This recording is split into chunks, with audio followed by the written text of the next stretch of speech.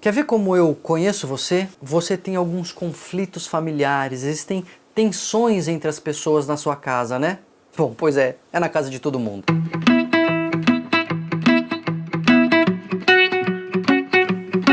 Às vezes as pessoas vão no cartomante, assim, vão no tarólogo e etc. E eles soltam umas coisas assim, olha, você tem uma preocupação no seu passado, você tem um medo para o futuro e você tem conflitos na sua casa. Você tem pessoas que não gostam de você, pessoas de quem você não gosta tanto. E aí dá a impressão que ele conhece a sua vida, né? Sabe por quê? É porque isso acontece na vida de todo mundo. A gente tem coisa que a gente fez no passado, que a gente se arrepende, todo mundo pisa na bola de vez em quando, todo mundo tem uma expectativa, alguma coisa que está esperando, que gostaria que fosse diferente ou que aconteça. E quando a gente fala de família, não tem jeito. Todo mundo tem algum problema, todo mundo tem ali um parente que causa mais desconforto, todo mundo tem às vezes uma tensão com alguém que chegou novo na família, é cunhado, é sogra, é sogro, né, genro, nora, são pessoas assim que chegam na família, que não vêm da família natural, vamos dizer assim, e isso gera tensão. Relacionamento gera tensão. Não existe relacionamento que seja completamente liso, completamente tranquilo, sem nenhum abalo. Aliás, existem, são os relacionamentos superficiais. Se você está num relacionamento que nunca teve nenhum abalo, é muito tranquilinho, nunca teve estresse, certamente é porque você não está se relacionando profundamente com essa pessoa. Quando a gente se envolve, são duas mentes diferentes, são dois seres com desejos, com expectativas, com medos, com histórias de vida que muitas vezes entram em conflitos. A arte do relacionamento, o trabalho do relacionamento é se esforçar para harmonizar essas pessoas, esses desejos, esses conflitos, essas expectativas. O problema é que às vezes os conflitos familiares, eles crescem muito. Às vezes eles se tornam muito intensos e muito constantes. São dois problemas diferentes. Um é quando eles são muito constantes, então nem sempre vai ser intenso, nem sempre vai ser gritaria, quebradeira, etc. Mas é todo dia briguinha, todo dia discussão, todo dia cutucando, todo dia provocando, gerando um desconforto, gerando um mal-estar. Isso no longo prazo pode ser muito negativo emocionalmente para as pessoas. Porque isso vai cobrando um preço, né? Uma hora essa conta chega. A pessoa está hoje desconfortável, amanhã chateada, depois provocada. E isso leva, logicamente, a uma contrapartida. A pessoa se sente provocada, ela provoca. Ela está irritada, ela responde mais rispidamente. Aí o outro triplica. Então, as relações que são pautadas dessa maneira, elas tendem a ser relações com pouca qualidade. Né? São relações pouco satisfatórias que trazem pouca alegria, pouca qualidade de vida. E no caso dos transtornos mentais, elas podem agravar as doenças. Uma outra forma de os conflitos familiares atrapalharem é quando eles não são tão frequentes, mas são muito intensos.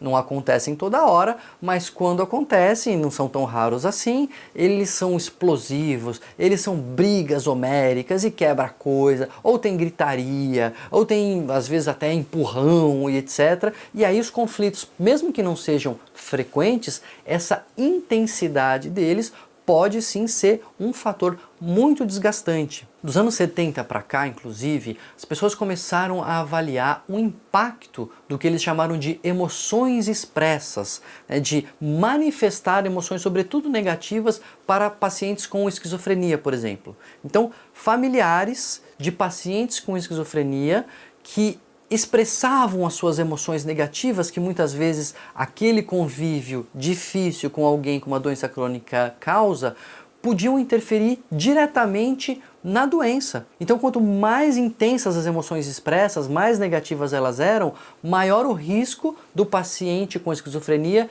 ter um novo surto, piorar da sua doença, piorar dos seus sintomas.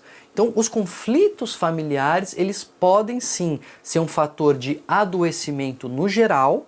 Então, a pessoa que não tem doença nenhuma, por conta daquela tensão familiar, daquele ambiente ruim, etc., ela pode no longo prazo adoecer, desenvolver transtornos ansiosos, ficar até mesmo deprimida. E por outro lado, as pessoas que têm um transtorno mental, seja ele qual for, podem piorar diante da presença constante dos conflitos familiares. É por isso que a gente sempre diz que na abordagem, no tratamento de alguém com transtorno mental, é muito importante entender a família.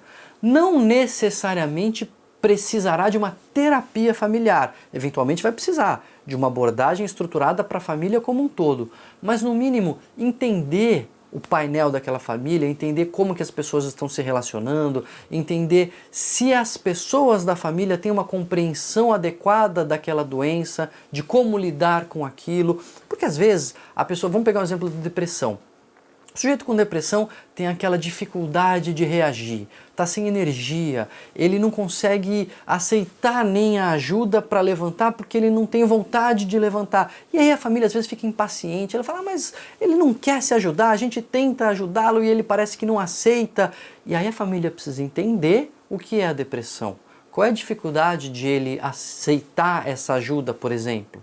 No pânico acontece isso, a pessoa já teve várias crises, a pessoa não morre, a pessoa já sabe que não tem nada ali no coração, mas vem uma nova crise e ela mobiliza a família inteira, pelo amor de Deus, eu tô morrendo, me leva pro pronto-socorro, e aí a família já tá impaciente, fala, você já sabe que não vai morrer, para com essa frescura, se controla. E aí a família tem que entender o que é uma crise de pânico, por que a pessoa não consegue se controlar e também, enfim, para poder ajudar, lógico, no tratamento e não atrapalhar. É por isso que é tão importante a gente cuidar das nossas relações familiares, o que não significa não ter conflitos. Foi a Rose Sanches que pediu para a gente falar sobre esses conflitos familiares. E é isso, Rose, é importante a gente ter bons relacionamentos, é importante a gente entender que os relacionamentos profundos e significativos vão necessariamente passar por abalos, vão passar por emoções negativas, mas a gente tem que controlar a expressão dessas emoções negativas de uma maneira empática. Saber que se você xingar o outro não vai se sentir bem.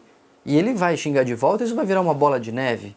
Então a gente controlar as nossas emoções negativas, conseguir atravessar juntos as tempestades aí, os abalos e os desertos pelos quais passam os relacionamentos de longo prazo e caminhar e fazer dessas experiências adversas e fazer dessas dificuldades que a gente enfrenta até formas de fortalecer os nossos laços. Porque quando você enfrenta uma batalha junto e vence, você sai do outro lado mais forte e com vínculos realmente mais profundos. Não é evitar totalmente o conflito, porque, como a gente conversou, a única forma de evitar totalmente qualquer conflito é mantendo uma relação superficial. E uma relação superficial não é significativa e não traz realmente qualidade de vida. Se por um lado os conflitos intensos roubam a qualidade de vida, a superficialidade também não ajuda em nada. A arte e o desafio é a gente conseguir ter relações profundas, significativas e conseguir superar as dificuldades que elas necessariamente vão trazer.